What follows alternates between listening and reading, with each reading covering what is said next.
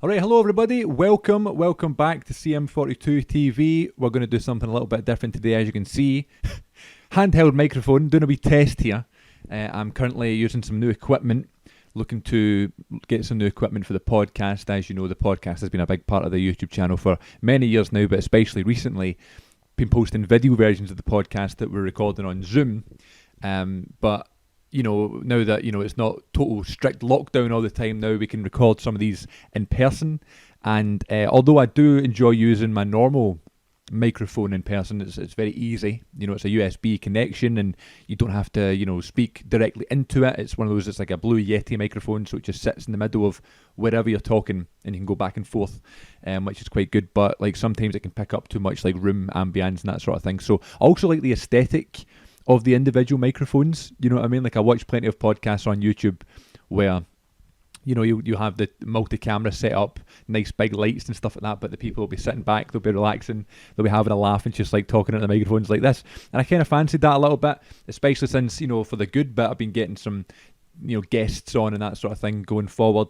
This coming Friday, we've got Luke Ryan on the show from Razor Wire Reviews. We're going to have other YouTubers on coming up very soon, and other actors and members of my inner circle, no pun intended. I swear to God, I never done that on purpose, and I'm wearing an inner circle t-shirt. Not that it matters. Anyway, this video is going to be all about Death on the Nile, which is the next film in my cinema trips series that I wanted to do back on the CM42 TV movie journal channel, which is now kind of evolved into a backup channel of sorts. Mainly just because I'm struggling to, you know, have time to record all the different content. You know what I mean? Sometimes it's good just to film your videos and put them all in the one spot, but I definitely need a backup channel. So that's kind of where I've done that for. So make sure you subscribe. You know, there's only a few subscribers on there, so I don't know how many people know about it, but I do have a backup channel. And, you know, the nature of all the reactions and things like that here on the channel on CM42 TV, it's going to be safe to have a backup. But I did do a couple of videos on there talking about films that I saw in the cinema this year, or, you know, in mid to late 2021 into 2022. Talked about King Richard, talked about Eternals, A Quiet Place Part 2, I believe I talked about as well, and a couple of others. And now that we're back, you know, I say we're back as if you're going to know this, but now I'm kind of back going on a more frequent basis. I'm going hopefully once a week now, regardless of what's in the cinema. That's kind of the beauty of having like a cinema card and a kind of routine, is that it doesn't matter what's in the cinema. It's just, you know, you go see something regardless, and sometimes you can find some really like hidden gems, some films that you didn't expect to love that you actually really did. So I quite like that. There was a couple of times a few years ago when I was really in a good routine where I saw some gems that I just wouldn't have seen. I would never have paid money, you know, individually for a ticket to go and see it. I wouldn't have even known it was out. I hadn't seen any trailers, didn't know who was in it, didn't know what it was about, didn't know the director. But sometimes you find some ones you go, oh, that was actually really good, and you kind of find new actors and directors and things like that. So back on a regular basis, that's why I would recommend as many people as possible going to the cinema, also just to support the cinema, but also to see some of these obscure films. Not that Death on the Nile is an obscure film, but it's one of those ones that I don't think I would have gone out of my way to see. There's so many other things, you know, big films, that I guess I could have picked over this. But directed by Kenneth Branagh, who, you know, I know from, you know, is an unbelievable back catalogue of films. What's he done recently? I know he did Murder on the Orient. Let's try that one again. I know he did Murder on the Orient Express, which I wasn't the biggest fan of. I remember the word I used to describe it, please pardon my language, I believe the word I used was pish. Not that it was bad, it was just a bit, with that cast it was just going to be, it should have been amazing, I just thought it was a bit pish. So I kind of had low expectations going at this. He's also in Tenet, but what did he do directing wise? Let's go down to his directing filmography on IMDb. The laptop is making all sorts of noise. Maybe it's because I'm using Audacity. I don't know. Also, he directed Belfast, which is up for an Oscar. Not seen that one yet. Artemis Fowl. Did that recently too. Cinderella, Orient Express, Jack Ryan. He directed Thor? Did he? He did. Why did I know that? Why did I not know that? That's crazy. Let's see what else has he done. Hamlet, Frankenstein, Much Ado About Nothing, some Shakespeare stuff. Henry V. Alright, nothing that I'm too interested in, but obviously a very famous actor, a big name. So, and I don't know why I just associate him with Murder on the Orient Express now. Maybe it's because I, like, when I went to see that film a few years ago, I was like, oh god, Kenneth Branagh's directing it, and, you know, Daisy Ridley's in it, and, You know, all these are people that I was a big fan of at the time. I still am a big fan of Daisy Ridley, but it was around kind of Star Wars time, wasn't it? So when they announced the cast for this one, Death on the Nile, Kenneth Branagh, of course, been in it as well, playing Poirot. But there's also Tom Bateman, there's Annette Bening, Russell Brand, Michael Ruse, a few other big names. The Don French is in this. Let's see who else. Gal Gadot, of course. Jennifer Saunders. And where is the girl from Sex Edge? Armie Hammer, there's another one. And then Emma Mackay, who I know is Maeve from Sex Education, the Netflix show, which is a great show that I really, really liked, and would have loved to have seen that one when I was a little bit younger. Can't relate to it as much as maybe I could have done when I was like still in school, or at least in education in some way, but yeah, I do really love that show. I've not seen season 3 yet, but I thought it was brilliant, and she's beautiful, that actress, and she does have that kind of Margot Robbie look about it, I think, as well, definitely with the eyes. And you know, at first I was like, I didn't know Margot Robbie was in this, and she does this thing with her eyes and like her reactions and stuff sometimes when she's like looking up at someone, that really made me go, oh, that's Maeve from Sex Education.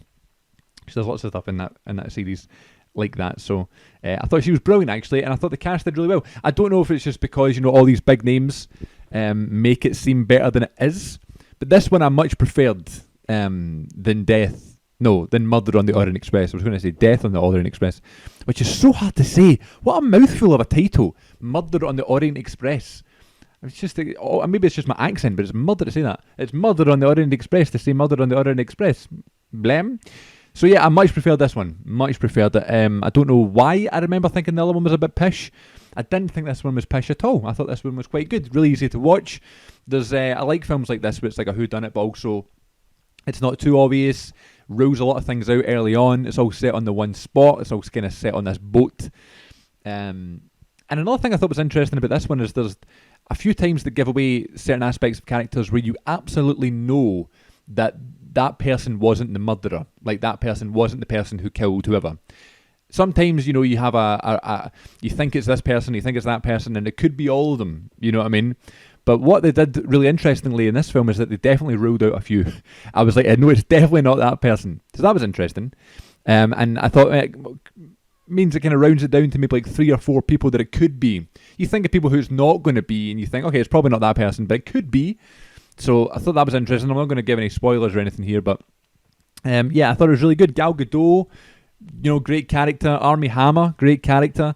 But Kenneth Branagh, there's something about him, like, as that kind of like that detective kind of character. It reminded me a lot of Daniel Craig's character from Knives Out, where he has this like monologue at the end. I can't remember the end of Murder on the Orient Express. I don't know if he has that big sort of monologue reveal at the end that these kind of inspector detective characters in these whodunits have, where they like reveal the whole story and you get the flashbacks and you see how it got here. I'm not sure if that happened in the Murder on the Orient Express film, but it definitely happens in Knives Out, and it definitely happens in this one, where I kind of love that. You're kind of rewarded by paying attention throughout the film when they reenact things, they do the flashbacks, and you go, oh, that one makes sense, that ties up, you know, nicely. So they did that in this film, which I thought was really good. I appreciate that. After spending the 2 hours watching the film, it's like tying it all up is really appreciated. I like that a lot. He also had lots of wee funny lines, which is good. Not too many, which is better. You don't want it to become like a kind of like a satire, or become somewhat of like, oh, we're trying to be funny when it doesn't need to be. You know what I mean? Like, it can be a very serious topic about, you know, death and murder and a whodunit and mystery and love and loss and all that stuff. But, you know, when they break it up a little bit with some funny one-liners, especially a character that's meant to be like the straight man, like Kenneth Branagh, with like an accent, who's a very good delivery and a very experienced actor and things like that, who's just naturally funny. That adds to it. I think there was a few funny lines about like enjoying snacks and music and things like that. So I thought that was really funny. And a couple of nice twists that I didn't expect, which is always, you know, you can't always go, you can't go wrong with that stuff. And yeah, all in all, it wasn't my favourite film. It's not going to rank in my top 10 of the year once it's all said and done. Nice one to fully get back into the swing of things. Seeing 2022 films. The first one we saw was Jackass Forever, so it's nice to say that this one is a little bit more enjoyable than Jackass Forever. Not that I didn't enjoy Jackass Forever, but it's just it's a day off, I suppose, when you go and watch a film like that, because you're just sitting and, you know, you're not really having to pay attention, you're not taking much in, you're just kind of like reacting and laughing to the ridiculous things in that film. But when you're watching a film like Death on the Nile, I also saw Licorice Pizza, but it's technically a 2021 film. I'm going to be charting my 2022 cinema trips here on CM42 TV. So let me know what you think. Let me know what you thought of Death on the Nile, how it compares to his other whodunit murder mystery film from a few years ago. And yeah, let me know what you think of using the microphone. It's not going to be a recurring theme, don't worry. I'm just testing out audio-wise for the podcast going forward. You know, that I might need to get some more new equipment, but I'm just getting my bases and getting my bearings and seeing what we're on right here, right now. But thanks very much for watching. Take care of yourselves, everybody. I'll see you all next time on CM42 TV.